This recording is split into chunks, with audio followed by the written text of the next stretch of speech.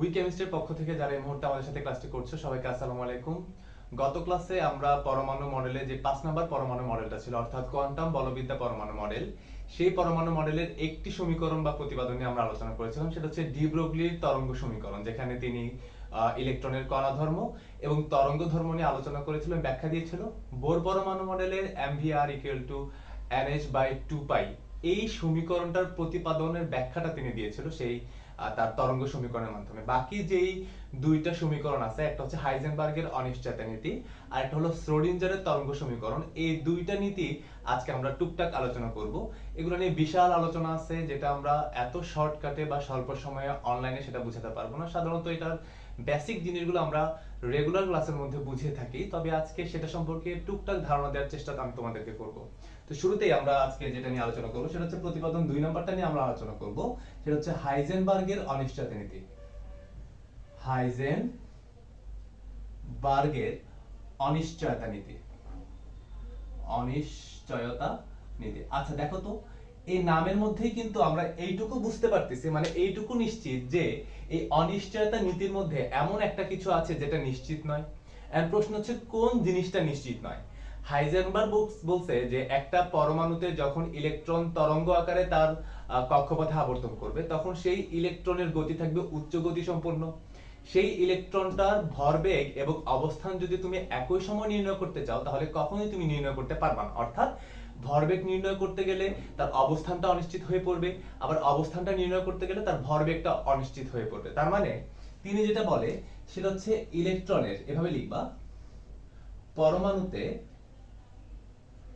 পরমাণুতে ইলেকট্রনের ভরবেগ এবং অবস্থান ভরবেগ এবং অবস্থান একই সময়ে নির্ণয় করা সম্ভব নয়। একই সময়ে নির্ণয় করা সম্ভব নয়। অর্থাৎ তুমি যদি একটি নির্ণয় করতে যাও, আরেকটিতে ত্রুটি দেখা দিবে। ব্যাপারটা আমি তোমাকে এভাবে বলতে চাই যে আসলে জিনিসটা কি। জিনিসটা হলো, তিনি সমীকরণটা এভাবে লিখছে যে ডেল এক্স অর্থাৎ আমাদের অবস্থানের পরিবর্তন এবং ভরবেগের পরিবর্তন হচ্ছে গ্রেটার ইকুয়াল h/4π। এই h/4π কে আবার h কাট বাই 2π ও বলা যেতে পারে। আমি ব্যাপারটা তোমাদেরকে ব্যাখ্যা করে দিব। দেখো, h/4π যে কথা, h কাট বাই 2π একই কথা। অর্থাৎ পরীক্ষার মধ্যে যে অবজেক্টিভ গুলো আসে, সেই অবজেক্টিভের মধ্যে h কাট বাই 2π এই অপশনটাও দেয়া থাকতে পারে, যেটা তোমাদের সাধারণত অনেকগুলো রাইটারের বইয়ের মধ্যে নেই। তো এটা দিলে আমরা মনে করি এটা হয়তো অপশন নেই, কিন্তু এইটা যে কথা, এই যে h কাট বাই 2π যে কথা, এই h টা কিন্তু একই কথা। তাহলে এই h কাট মানে কি? h কাট মানে হচ্ছে h/2। অর্থাৎ এই h কাটের জায়গায় যদি তুমি h/2 লিখো, তাহলে আমরা মোট মানটা কিন্তু এই যে h/4π টা পেয়ে যাব। তাহলে আশা করি বুঝতে পারতেছে এটা হচ্ছে তার হাইজেনবার্গের অনিশ্চয়তা নীতির সমীকরণ। এখন এইগুলা দ্বারা তিনি কি বুঝাইছে? তিনি এই ডেল এক্স মানে বুঝাইছে হচ্ছে অবস্থানের পরিবর্তন বা পার্থক্য, আর এই ডেল পি দ্বারা বুঝাইছে হলো ইলেকট্রনের ভরবেগের পরিবর্তন বা পার্থক্য। এবং এইটা হচ্ছে আমাদের মিনিমাম ত্রুটি। এটাকে কি বলা হয়? মিনিমাম ত্রুটি, বা এটা হচ্ছে আমাদের মিনিমাম ত্রুটি, মানে এইটুকু ত্রুটি থাকবেই, এতটুকু ত্রুটি থাকবে, যেটা হচ্ছে একটা ধ্রুবক মান। এটা হলো একটা ধ্রুবক মান। অর্থাৎ তুমি যদি একটা পরমাণুতে ইলেকট্রনের অবস্থানের পার্থক্য এবং ভরবেগের পার্থক্য যদি একই সাথে নির্ণয় করতে চাও, অর্থাৎ তাদের অবস্থান এবং ভরবেগটা যদি তুমি একই সাথে নির্ণয় করতে চাও, তাহলে যে কোনো একটা মিনিমাম ত্রুটি হবে। সেই ত্রুটির পরিমাণটা কত? সেই ত্রুটির পরিমাণটা হচ্ছে h/4π, অর্থাৎ এই ধ্রুবক মানের সমান। এই h/4π কখনোই জিরো হবে না, এই মানটা কখনোই জিরো হবে না। অর্থাৎ মিনিমাম একটা ত্রুটি থাকবেই যে কোনো কিছু তুমি নির্ণয় করতে চাও, হয় ভরবেগ না হলে কি অবস্থান। এই ব্যাপারটা যদি আমি তোমাকে আরো সহজভাবে বুঝাতে চাই, যেমন ধরো রাফিদ স্যার এক প্লেট বিরিয়ানি খাচ্ছে। কথার কথা, আমার সবগুলো উদাহরণ সাধারণত বিরিয়ানি দিয়েই হয়। তো ধরো আমি এক প্লেট বিরিয়ানি খাচ্ছি, তো এই বিরিয়ানিটা আমি ভাবলাম হচ্ছে মাটন বিরিয়ানি বা কাচ্চি বলতে পারি। তো তোমরা জানো যে এই মাটন বিরিয়ানিতে অনেকগুলো আমাদের কি থাকবে? রাইস থাকবে, রাইসের দানা বা ভাত যেটাকে আমরা বলি, এবং সেখানে একটা কি থাকবে? মাটন থাকবে। তাহলে ধরে নাও আমার বিরিয়ানিতে দুইটা মাটন আছে, খেয়াল করো। এখন আমাকে যদি কেউ প্রশ্ন করে যে স্যার আপনার বিরিয়ানির মধ্যে মাটনের পিস কয়টা, তাহলে আমি বলবো এখানে মাটনের পিস 2টা, অর্থাৎ আমি একদম শিওর হয়ে বলতে পারতেছি যে এখানে মাটন কয়টা আছে, 2টা আছে। তার মানে আমি মাটনের সংখ্যাটা একদম এক্স্যাক্টলি কোন রকম ত্রুটি ছাড়া বলে দিতে পারছি। যদি আমাকে এরকম ভাবে প্রশ্ন করে যে স্যার এখানে রাইস কতটা আছে, অর্থাৎ মাটনের সাথে কি পরিমাণ ভাত আছে, তো ধর আমি ভাতগুলা গুনলাম, তো শিওর যে এতগুলো ভাত যখন আমি গুনবো তখন অবশ্যই আমার একটা ভুল হওয়ার সম্ভাবনা থাকে। কিন্তু এই ভুলটা হবে হচ্ছে আমি যত বেশি মনোযোগ দিয়ে গুনবো ভাতগুলো, আমার ভুল হওয়ার সম্ভাবনা তত বেশি কমতে থাকবে। কিন্তু একটা মিনিমাম ভুল হওয়ার সম্ভাবনা থাকে, যেহেতু অনেকগুলো ভাত থাকবে আমাকে একটা একটা করে গুনতে হবে। তো ধরো আমি ভাতগুলো গুনলাম, গোনার পরে যে আমাকে জিজ্ঞেস করলো যে স্যার এখানে ভাতের পরিমাণ কতটুকু, তো আমি তাকে বললাম যে প্রায় 5000টি ভাত আছে এখানে। তাহলে এখানে ভাতের পরিমাণ কত বললাম, প্রায় 5000টি। তবে এর বেশিও হতে পারে, তবে 5000টির কম নয়। তাহলে খেয়াল করো, আমি কিন্তু তাকে ভাতের পরিমাণের একটা মিনিমাম কাউন্ট কিন্তু আমি তাকে করে দিছি, যে মিনিমাম এখানে 5000টি ভাতের দানা থাকতে পারে, কিন্তু এর বেশিও হতে পারে। তাহলে আমার ত্রুটি যদি হয় তাহলে মিনিমাম কতটুকু ত্রুটি হবে, ধরো 5000-এর মধ্যে ত্রুটি হবে, এর বেশিও হতে পারে কিন্তু এর কম নয়। তাহলে আমি যে তাকে একটা গণনা করে দিলাম, এই গণনার একটা মিনিমাম রেঞ্জ আমি তাকে বলে দিছি যে এতটুকু ভাত থাকবেই থাকবে, কিন্তু এর বেশিও হতে পারে যদি আমার গণনায় কোনো ভুল হয়। তার মানে আমি তাকে একটা জিনিস এক্স্যাক্টলি বলতে পারলেও আরেকটা জিনিস কিন্তু আমি এক্স্যাক্টলি বলতে পারলাম না, সেখানে আরো বেশিও থাকতে পারে, তাহলে একটা ত্রুটি সৃষ্টি হলো। অর্থাৎ এটাকেই বলা হয় অনিশ্চয়তা বা অনিশ্চিত। অর্থাৎ এখানে একদম এক্স্যাক্টলি 5000টি থাকবে এটা নিশ্চিত নয়, কিন্তু আমি কিন্তু গুনছি। ঠিক একই ভাবে হাইজেনবার্গও এটাই বোঝাতে চাইছে, তুমি যখন একটা পরমাণুতে যখন তুমি একটা ইলেকট্রনের অবস্থান নির্ণয় করতে যাবা, যত অ্যাকুরেটলি তুমি তার অবস্থানটা নির্ণয় করতে যাবা, তার ওই ভরবেগের যেই মানটা আছে সেই মানটার ত্রুটি তত বেশি বাড়তে থাকবে। অর্থাৎ দুটি কখনোই তুমি একই সাথে নির্ণয় করতে পারবা না। যদি একই সাথে তুমি নির্ণয় করো তাহলে মিনিমাম একটা ত্রুটি থাকবেই। সেই ত্রুটিটা কত, h/4π। দেখো এখানে আমি দিছি del x into del p greater equal h/4π, অর্থাৎ একটা ধ্রুবক মানের সমান ত্রুটি সেখানে থাকবেই। এই ত্রুটিটা বাড়বে, কমবে না। এই ত্রুটিটা কিন্তু বাড়বে। সেটা কিসের উপর ভিত্তি করবে, তুমি অবস্থানের পরিবর্তন বা পার্থক্য যত অ্যাকুরেটলি বের করতে পারবা, তার ভরবেগের পরিবর্তনের ত্রুটি তত বেশি বেড়ে যাবে। তাহলে ত্রুটিটা যত বাড়বে, অর্থাৎ একটা গুণের মান বাড়বে না, অর্থাৎ ডেল্টার মান বাড়ে, তাহলে টোটাল মানটা কিন্তু বাড়বে। অর্থাৎ ভরবেগের পরিবর্তনটা যদি বাড়ে তাহলে গুণফলটাও কিন্তু বৃদ্ধি পাবে। তাহলে দেখো এইজন্য আমরা গ্রেটার ইকুয়ালটা দিছি। তবে দুইটার ত্রুটি যদি একদম নিম্নতম রেখে যদি তুমি বের করতে চাও, তাহলে একদম মিনিমাম ত্রুটিটা হবে h/4π পরিমাণ। অর্থাৎ এটাই হচ্ছে হাইজেনবার্গের অনিশ্চয়তা নীতি, যে তুমি যদি একটি ইলেকট্রনের ভরবেগ এবং অবস্থান একই সাথে নির্ণয় করতে চাও, যে মুহূর্তে তুমি তার অবস্থানটা নির্ণয় করতে পারো তখনই কিন্তু তার ভরবেগের পরিবর্তন হবে, অর্থাৎ বেগের পরিবর্তন হয়। ভরবেগ মানে কি তোমরা জানো, ভরবেগ মানে হচ্ছে mv। তাহলে mটা তো ফিক্সড তুমি বলতে পারো, কিন্তু ইলেকট্রনের ভি তো ফিক্সড না, ভি এর তো পরিবর্তন হতে পারে, কারণ ইলেকট্রন শক্তি শোষণ বা বিকিরণ করে ফেলতে পারে। তখন কিন্তু তার ভি এর পরিবর্তন যদি হয় তাহলে মোট mv এর পরিমাণও কিন্তু পরিবর্তন হবে। কেন? কারণ দুইটা গুণফল, ভি এর পরিবর্তন মানে হচ্ছে গুণফলের পরিবর্তন হওয়া, অর্থাৎ ভরবেগের পরিবর্তন হবে। তাই তোমার ভরবেগের যদি তুমি এক্সাক্ট মানটা বের করতে পারো, তাহলে সেখানে আমাদের ডেল এক্স এর মানটা হবে কি, অনিশ্চিত। অর্থাৎ একটা অনিশ্চিত হয়ে পড়বে। তবে সেই অনিশ্চয়তার একটা মিনিমাম রেঞ্জ আছে, সেটা হচ্ছে ত্রুটির মান, যে কতটুকু ত্রুটি তুমি সর্বোচ্চ নিতে পারবা, সেটা হচ্ছে h/4π। এর কম হবে না, তবে এর ত্রুটি বাড়তেও পারে। সেটা ডিপেন্ড করবে তুমি কত অ্যাকুরেটলি অবস্থান এবং ভরবেগের মানটা তুমি নির্ণয় করতে পারছো। একটা যত বেশি নির্ণয় করতে পারবে অ্যাকুরেটলি, অপরটা তত বেশি কি হবে, আমাদের পরিবর্তন দেখা যাবে। কেন? কারণ একটু খেয়াল করো, আমি যে ডেল এক্স টাকে এক পাশে রেখে ডেল পি টাকে যদি অপর পাশে নিয়ে যাই তাহলে কি হবে বলতো, del x equal to 1/del p. আশা করি বুঝছো। কেন? কারণ দুইটা গুণ আকারে আছে, ইকুয়াল টু ওই পাশে চলে গেলে কি হবে, ভাগ হবে। তার মানে ব্যাপারটা বুঝতে পারতেছো, একটা আমি যত বেশি একুরেটলি মাপতে পারবো, অপরটা কিন্তু তত বেশি অনিশ্চিত হয়ে পড়তেছে, যেহেতু পরস্পর ব্যস্তানুপাতিক সম্পর্ক। আবার তুমি ডেল পি যত বেশি একুরেটলি বের করবা, ডেল এক্স কিন্তু তত বেশি ত্রুটিযুক্ত হবে। অর্থাৎ তুমি কখনোই ইলেকট্রনের অবস্থান এবং ওই ইলেকট্রনের ভরবেগের পরিবর্তন তুমি একই সাথে নির্ণয় করতে পারবে না। এটাই হচ্ছে হাইজেনবার্গের অনিশ্চয়তা নীতি। অর্থাৎ ভরবেগের পার্থক্য হচ্ছে তার অবস্থার পরিবর্তনের ব্যস্তানুপাতিক। আশা করি ব্যাপারটা বুঝছো, যে হাইজেনবার্গের অনিশ্চয়তা নীতি মানে হলো ইলেকট্রনের একই সাথে ভরবেগ এবং কি নির্ণয় করতে পারবা না, তুমি তার অবস্থান নির্ণয় করতে পারবে না, যার সমীকরণটা হচ্ছে ডেল এক্স মানে অবস্থানের পরিবর্তন ইনটু ডেল পি ভরবেগের পরিবর্তন greater equal h by 4 pi. h by 4 pi কে h কাট বাই 2 পাই এ বলা হয়, যেখানে h কাটের মান হচ্ছে h বাই 2, যদি h বাই 2 বসাও তাহলে কিন্তু আমরা এই মানটা পেয়ে যাচ্ছি। তাহলে এটাই হচ্ছে হাইজেনবার্গের অনিশ্চয়তা নীতি, যেটা ম্যাক্সিমাম সময় খ নাম্বারে আসে। এটা বেশিরভাগ সময় কখন আসে?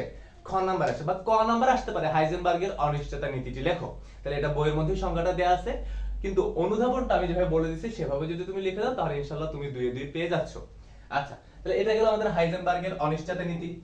এরপরে আমরা 2 নম্বরে যেটা নিয়ে আলোচনা করব সেটা হচ্ছে শ্রোডিঞ্জারের তরঙ্গ সমীকরণ। এই শ্রোডিঞ্জারের তরঙ্গ সমীকরণটা এস্টাবলিশড হয় হচ্ছে 1926 সালে। বিজ্ঞানী আর শ্রোডিঞ্জার এই তরঙ্গ সমীকরণটা প্রতিপাদন করেন এবং তার নাম অনুসারেই কিন্তু এই সমীকরণের নাম দেওয়া হয় শ্রোডিঞ্জারের তরঙ্গ সমীকরণ। তাহলে আমরা 3 নাম্বার প্রতিপাদনটা করব 5 নাম্বার পরমাণু মডেলের, অর্থাৎ কোয়ান্টাম বলবিদ্যা পরমাণু মডেলের 3 নাম্বার প্রতিপাদন, যার নাম হচ্ছে শ্রোডিঞ্জারের তরঙ্গ সমীকরণ। শ্রোডিঞ্জারের তরঙ্গ সমীকরণ, শ্রোডিঞ্জারের তরঙ্গ সমীকরণ, যেখান দিয়ে হচ্ছে আমাদের ইলেকট্রনের ত্রিমাত্রিক অবস্থান সম্পর্কে ধারণা পাওয়া যায়, যেটা বোর পরমাণু মডেলের সীমাবদ্ধতা ছিল। এটা কত সালে এস্টাবলিশড হয়? 1926 সালে।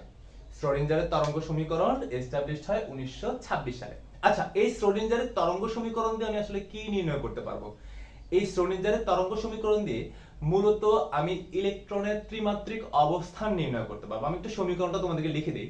সমীকরণটার একটা প্রতিপাদন আছে, যেটা মোটামুটি ভাবে একটু জটিল প্রতিপাদন, যেটা সাধারণত আমরা ক্লাসে টুকটাক করিয়ে থাকি, তবে এই প্রতিপাদনটা আসে না, বোঝানোর সুবিধার্থে প্রতিপাদনটা করাই দেই। তো আমি প্রতিপাদনটা শুধুমাত্র জ্ঞানমূলকের জন্য আসে যে শ্রোডিঞ্জারের তরঙ্গ সমীকরণটা লিখো, বা শ্রোডিঞ্জারের তরঙ্গ সমীকরণের মূল ভিত্তিটা আসলে কি, কি কারণে শ্রোডিঞ্জারের তরঙ্গ সমীকরণটা আসলে প্রতিপাদন করা হয়েছিল বা কেনই বা এটা আসছিল, এই সম্পর্কে আসে।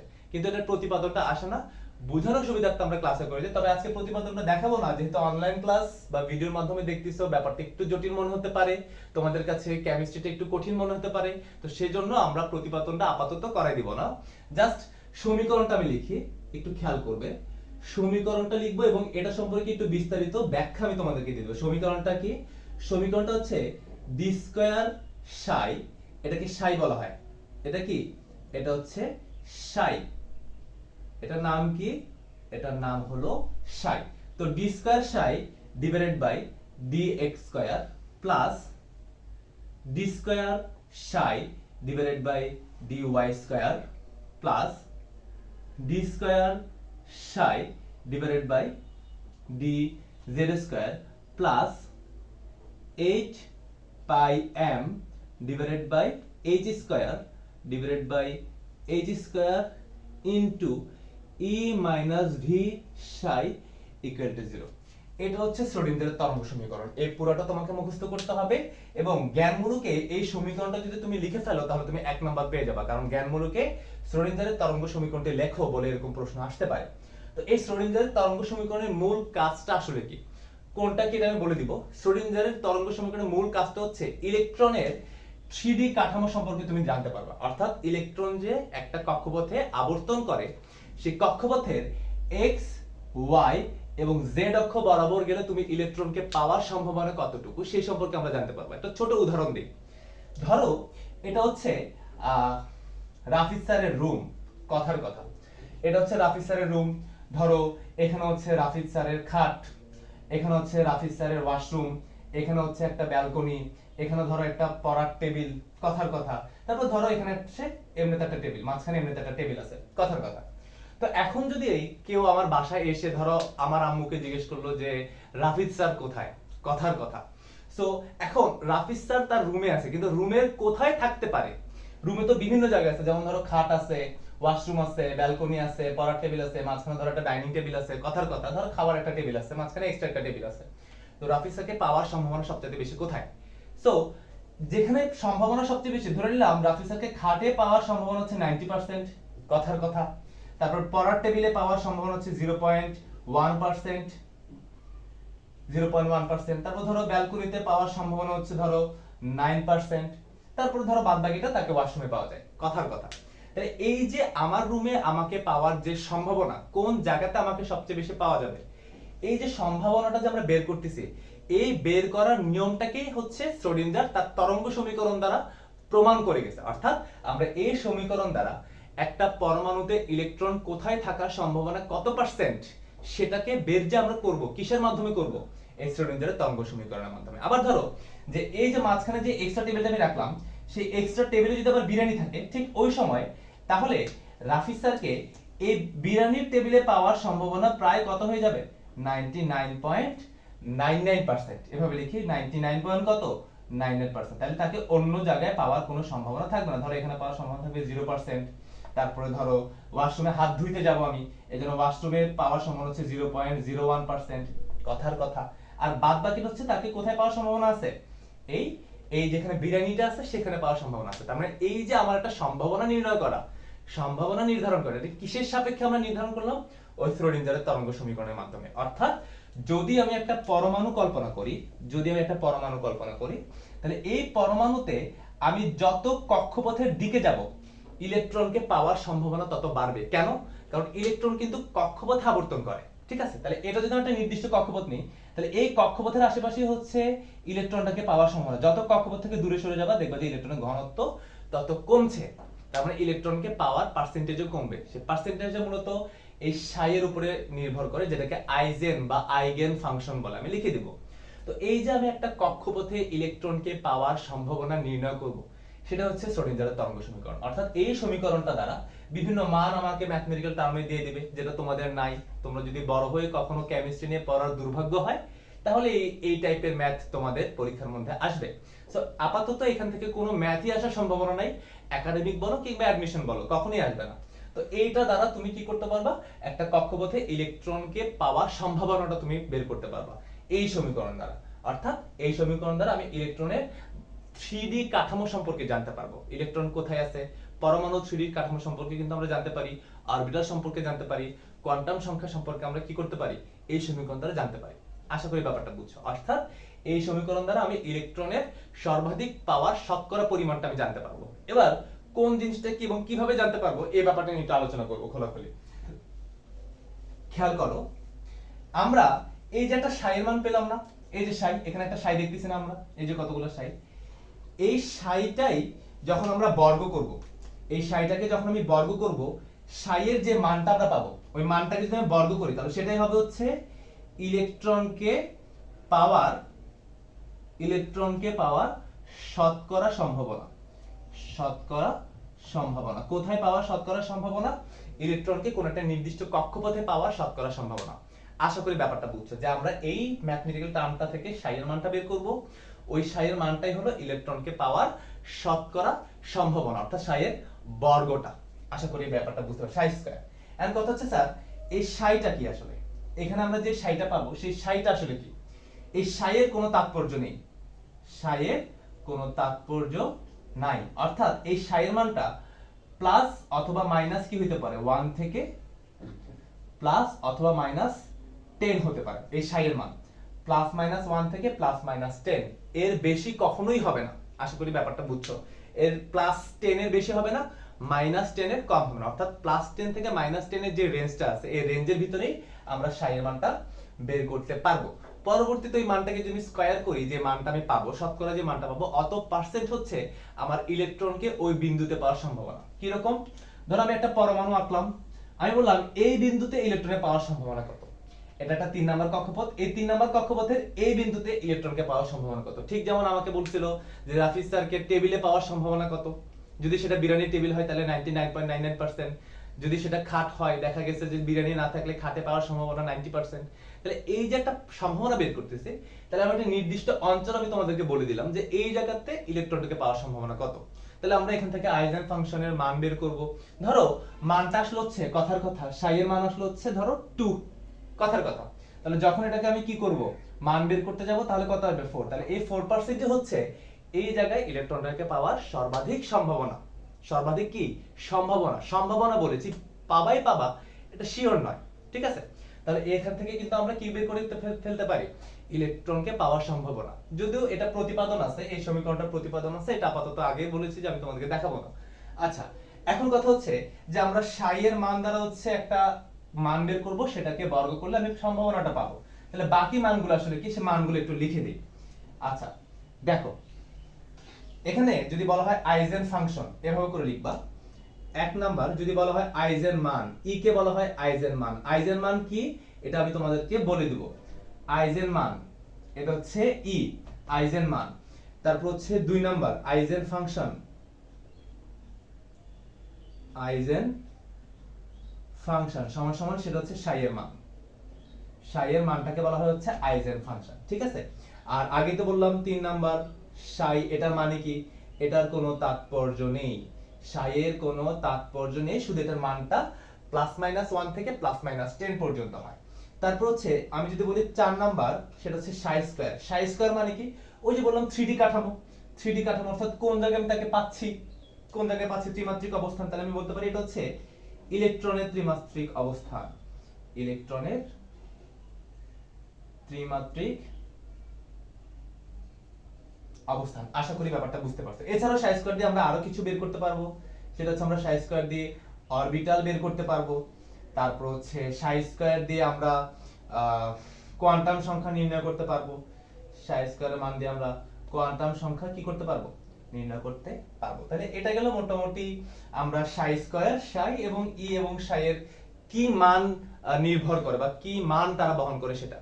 এখন বাকিগুলো কি কি আমরা একটু বলি। ডি স্কয়ার বাই ডি, এটা তো তোমরা জানো, এটা আমরা কেন প্রতিপাদন করতেছি না, কারণ এখানে কিছু ফাংশনালের ব্যাপার আছে, সেটা হচ্ছে ডিফারেন্সিয়েটের ব্যাপার আছে। যেহেতু তোমরা ডিফারেন্সিয়েট জানো না বা তোমরা ক্যালকুলাস এখনো পড়ো নাই, তাই এই ব্যাপারটা তোমাদের কাছে কঠিন লাগতে পারে। তো ডি স্কয়ার বাই ডি, এখানে একটা ডাবল ডিফারেন্সিয়েটের কাজ আছে, সেটা আমরা আপাতত বুঝতে যাচ্ছি না। এখানে x y z মানে হচ্ছে x অক্ষ, y অক্ষ, z অক্ষ, যাদেরকে ডাবল ডিফারেন্সিয়েট করা হয়েছে। তারপরে বাকিগুলা কি, পাই মানে তো তোমরা জানো, পাই মানে হচ্ছে আমাদের 3.1416। m মানে কি, m মানে হচ্ছে ইলেকট্রনের ভর, m মানে কি ইলেকট্রনের ভর। h মানে তো তোমরা জানো, h যেগুলো অজানা আছে সেটা লিখে দিচ্ছি। এখানে h মানে কি, h মানেও তোমরা জানো, সেটা কি প্লাঙ্ক ধ্রুবক, প্লাঙ্ক ধ্রুবক। তারপরে e মানে কি, এখানে e বলতে কি বোঝায়, e মানে হচ্ছে ইলেকট্রনের মোট শক্তি, ইলেকট্রনের মোট শক্তি। অর্থাৎ আমরা যেই ইলেকট্রনের অবস্থানটা নির্ণয় করতে চাচ্ছি তার ওই অবস্থানে তার মোট শক্তি কত, কারণ শক্তির উপরে কিন্তু তার অবস্থানটা নির্ধারণ করে, কারণ শক্তি কম বেশির সাথে কিন্তু ইলেকট্রনের অরবিটাল চেঞ্জ করার একটা প্রবণতা থাকে। আচ্ছা তারপরে ভি, এই যে এখানে ভি কি, এটাকে ভিও বলা হয়, কোথাও কোথাও আবার ইউ আছে, ভিও আছে, আবার কোথাও দেখবে বড় হাতের ইউ, ক্যাপিটাল হেড ইউ। তবে ভি দিয়ে প্রকাশ করলাম। ভি মানে হচ্ছে ইলেকট্রনের স্থিতিশক্তি, ইলেকট্রনের স্থিতিশক্তি, স্থিতি শক্তি। আশা করি ব্যাপারটা বুঝছো। সাই মানে কি, সাই মানে হচ্ছে তরঙ্গের বিস্তৃতি, এভাবে লিখে রাখো, সাই মানে হচ্ছে তরঙ্গের বিস্তৃতি, তরঙ্গের বিস্তৃতি অর্থাৎ ইলেকট্রনটা কোন জায়গায় কিভাবে বিস্তৃত আছে সেই সম্পর্কে আমরা আলোচনা করতে পারবো। তাহলে এই হচ্ছে আমাদের শ্রোডিঞ্জারের তরঙ্গ সমীকরণ। শ্রোডিঞ্জারের তরঙ্গ সমীকরণ দ্বারা আমরা কোন একটা ইলেকট্রনের অবস্থান নির্ণয় করতে পারবো। তো আমাদের কোয়ান্টাম বলবিদ্যা পরমাণু মডেলের যে 3টা তাৎপর্য ছিল সেটা নিয়ে আমরা আলোচনা করে ফেলছি। তো আমাদের পরমাণু মডেলের যে টপিকটা ছিল সেটা আমরা 5টি পর্বের মাধ্যমে শেষ করছি। পরবর্তী ক্লাসে আমরা হচ্ছে পরমাণুর অভ্যন্তরীণ যে গঠনটা আছে, কাঠামোটা আছে, যেমন কোয়ান্টাম সংখ্যা, তারপর হচ্ছে পরমাণুর মধ্যে যে স্পিন গুলো আছে, তারপর হচ্ছে বিভিন্ন ধরনের অরবিটালের আকৃতি, এই সকল জিনিস নিয়ে আমরা পরবর্তী লেকচার থেকে ইনশাআল্লাহ ক্লাস করা শুরু করব।